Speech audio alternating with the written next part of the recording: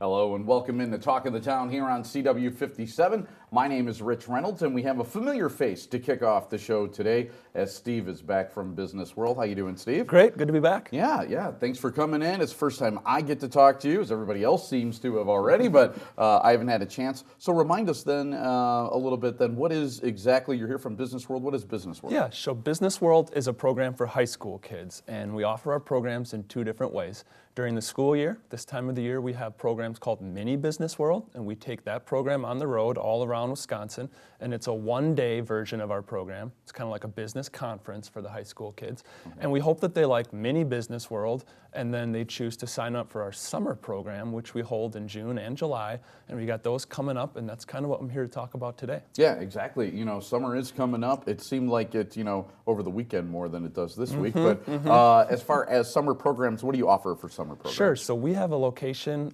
session here in Madison, and we also have a session up in Green Bay.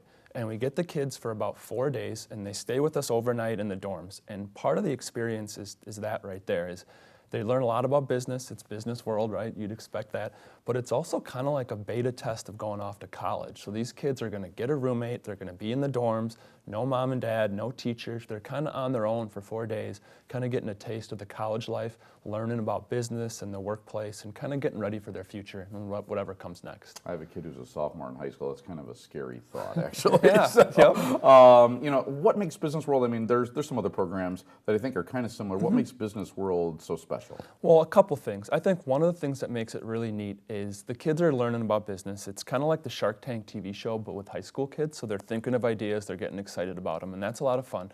But what kind of makes it unique is that we bring in adult mentors to kind of be coaches and teachers to the kids and the students. So they develop a relationship with that mentor. What's also really neat is the kids are on a college campus, which is kind of unique. There aren't a whole lot of programs that put high school kids into those college classrooms to kind of get that experience. And I think the third thing that's really fun about it is they make friends from all around Wisconsin. We get kids from small towns and big cities, and they all get thrown in together. And on the first day, some of them act like they don't want to be there. Maybe mom and dad twisted their arm a little bit. You're going to this business camp. But on the last night and on that last day of camp, nobody wants to go home. Nobody wants to go home. So if there's anybody out there watching that has high school kids at home, you should really consider it. Check us out on social media because it'd be a great week for those kids, definitely. Very cool. I'm one of those parents that has a high school kid at home, so I'm starting to think about it then, right now. There's obviously, reasons if you're an adult, you're a parent, that you want to send the kid away to camp, But what are some other, I guess, reasons that if you're a parent that, hey, I want my kid to participate in Business World? So I think for parents, a lot of the things that they see in their kids, they see a great kid that maybe doesn't really let all their talents shine like they should. Maybe they're a little shy, maybe they're a little withdrawn. Business World is awesome because we put them on the spot. We kind of put them into a hands-on situation where they need to put themselves out there. They need to meet people. They need to really show us what they can do. And it's a great experience. We see a lot of growth in the kids there. So for the parents, you kind of want to push them to kind of grow and expand their boundaries.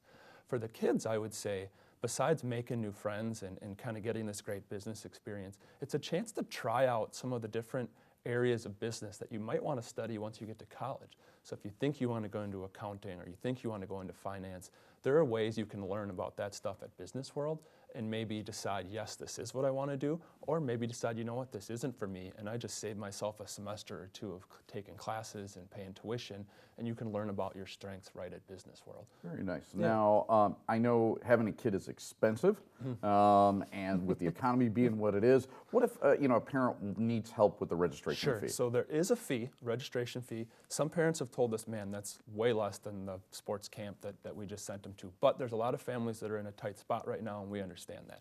We have businesses that sponsor the program that make financial aid available to families. So for anybody out there, we don't want the fee to even be part of the decision process. Some families can say, yeah, we can afford that, great.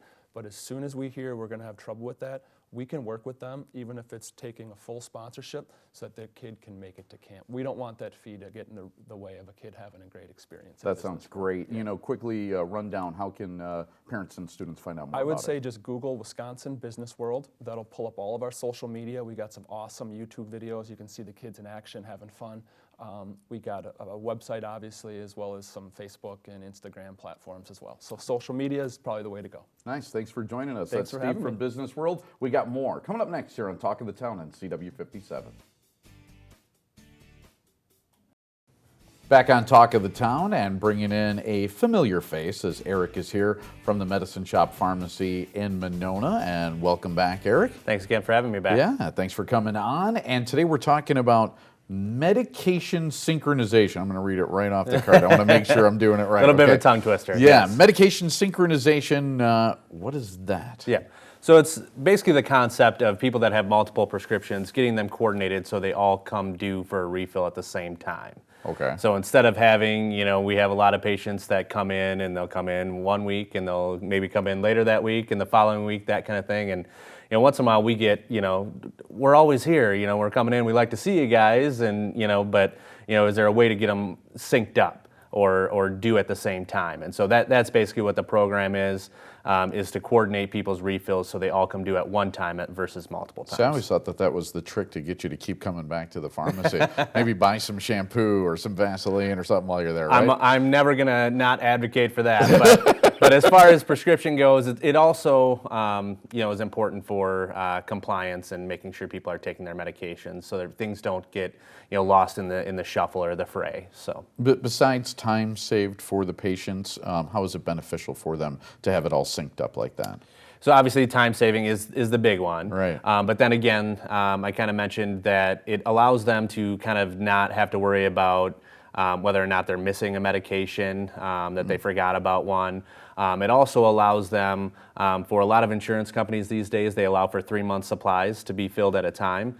And it's sometimes hard for pharmacies to keep that kind of stock, on their shelves at all times. Sure. And so it allows them to not have to come into the pharmacy and maybe pick up a portion of that 3-month supply and then have to come back again for the other portion that the pharmacy didn't have. So it's a big time saver for them, and then it kind of takes some of the coordination away from them and puts that more on us. So the benefits for the pharmacy, so already we got like an inventory kind of benefit. Yep. How else does it benefit the pharmacy then to do it this way? For us also, again, we get graded on our compliance. There's a big push in pharmacy these days to not necessarily reimburse off of quantity of prescriptions, but there's more of a push and a trend going to quality of pharmacy. And what that means is making sure that people are taking the right medication and they're not missing doses, because those missed doses and taking the wrong medications may lead to hospitalizations or other medications. And so it kind of ensures that the medications that your doctors are prescribing, that you're staying on appropriately. And then also for us, again, so you're not coming in and having to wait a long time when you drop off your refills. Those refills are done for you. So that makes our job a little bit easier to have kind of that workflow issue where the prescription is filled ahead of time, it's done. When you come in, all you have to do is come in and pick up your prescription. It's all taken care of for you. Now, do you try to get patients to do this automatically, or do patients have to enroll? How do they get started with the whole thing? They have to enroll. It's Okay. not something that we automatically do for them because, as you can imagine, if you do start a medication mid-month, there are some situations where we have to fill a prescription for a 2-week supply to get it lined up with everything else. Once in a while, there is a slight, cost associated with that because you might have to pay an extra copay during that month while you're getting them synced up. So it's not something that we automatically do. It's something that, yes, you have to enroll in and accept the program. So. Okay, so you talk about, there could be some kind of either like an overlap or something like that, so there might be an additional copay. Is there any other cost associated with the program? Like if I say, hey, I want all my medications synchronized here, do I have to pay an extra fee to have that happen? We do not do that. Okay. That is not part of our program. The program itself is completely free. You just pay your copays like you would when you come into the pharmacy to get your refills anyway. So for us, our program that we have at the Medicine Shop is completely free. All you pay for is your medications. Terrific, and so it definitely sounds really beneficial, if you are someone that has multiple, prescriptions that are out there. How about any pharmacy? Does any pharmacy out there do that, or is it just you guys at the Medicine Shop doing this? I would always check with them. In other segments, that we've had over, the course of these shows, I can always say what Medicine Shop has available. I think a lot of pharmacies do because, again, it benefits the pharmacy as well as it benefits the patient. And so it's kind of a service level issue. So I would definitely check with your pharmacist if you don't come to the medicine shop to see if they have something like that in place, and then you can get signed up on that program that they have. Everybody likes win-wins. You always seem to be looking for that win-win situation for everybody. Absolutely. Yeah, so good stuff. Eric, thank you so much for joining us. Medicine Shop Pharmacy in Monona. Go ahead, check them out. Say hi to Eric when you do, and we'll be back with more Talk of the Town right here on Channel 57.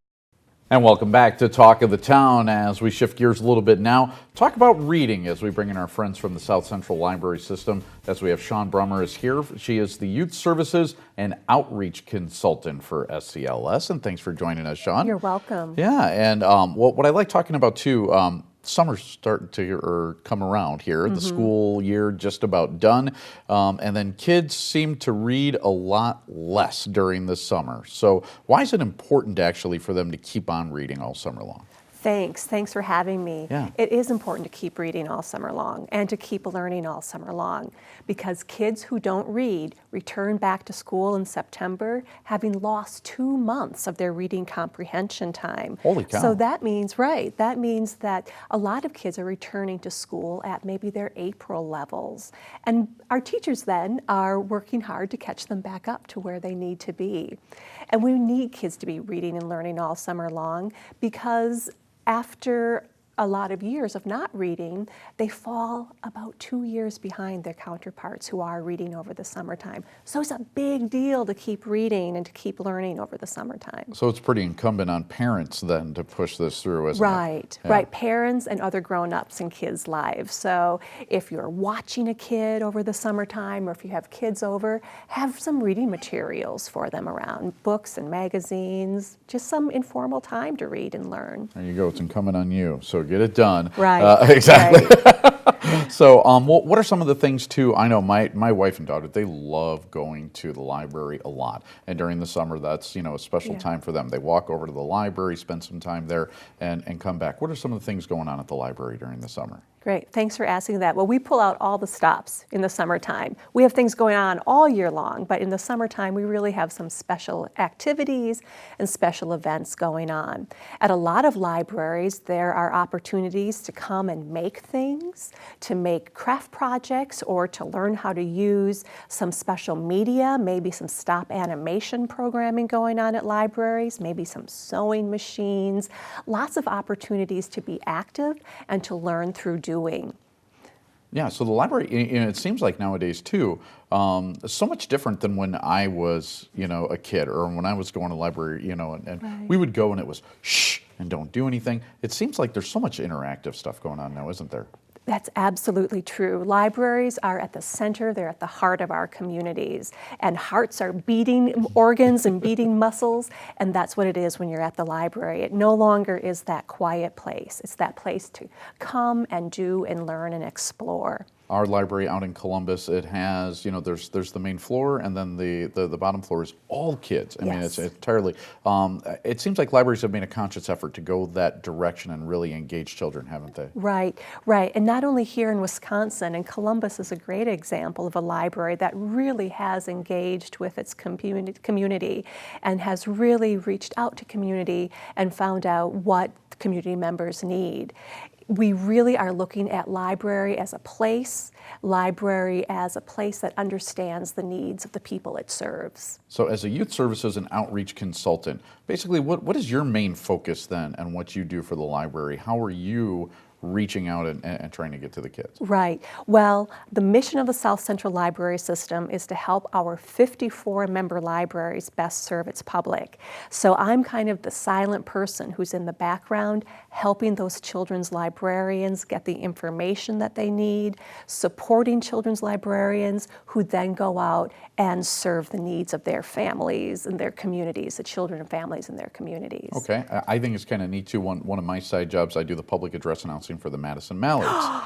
Oh, And thank the you. mallards are tied in with the library, Right. aren't they? Right, they sure are. Yeah, how does that work? And the mallards, and I know they have like a summer reading program too, don't they? Right. The Mallards and the Wisconsin Rapids Rafters and other teams throughout the state really have been partners from the very beginning. I've worked with the Mallards, with the Vern Stenman Yep. over at the Madison Mallards for many, many years. And that is an example of one of the great partners that libraries have with community organizations and community groups. The Madison Mallards really believes in taking things a step farther, and as you know, throughout the games, there are announcements made about the importance of learning and reading over the summertime. And I'm so glad to know that you're the one who's been reading our announcements. Yep. Thank you so much. Yep, absolutely. For love years it. you've been doing that. Absolutely, yep, and we're happy to be a part of it. So thank you so much for joining You're us welcome. today. Really glad to be here. And we'll have more Talk of the Town right after this on Channel 57. Welcome back as we find out now what's been going on with the Salvation Army as we bring in Caitlin Novotny, who is here with us today. Caitlin, thanks for joining us. Thank you for having me. Yeah, very nice of you to be here. And I know you guys got something coming up. It's called the Tin Cup Lunch. What is the Tin Cup Lunch? The Tin Cup Lunch, this year happening on Thursday, June 9th, is our annual fundraiser and program that gives donors and Salvation Army supporters the chance to see firsthand the kind of changes that are going through in the lives of the people who are going through our programs. So it's a kind of great experience to hear from people who are going through the programs currently and the hope and courage that they have found to overcome so much adversity and to transform their lives.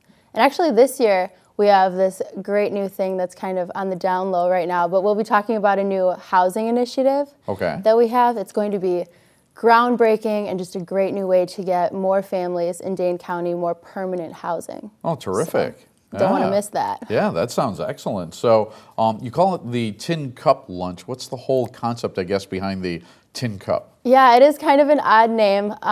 This is actually the 13th annual Tin Cup Lunch, so it's done well over the years, and I'm so glad it's still around. But the original event was designed to put donors in the shoes of our clients. So kind of giving them the experience of going to a soup kitchen with the symbolic tin cup, putting all your vulnerabilities out there and asking for a bowl of soup. And since then, it's become soup and sandwiches over lunch and kind of talking about the stories of hope, the success stories that we've had in the past year. It's become so much more than soup and sandwiches. No, for the people that put themselves in the shoes then and having to do that, what are some of the great feedback or stories that you've heard from people that have done that? Because that's got to be pretty eye-opening.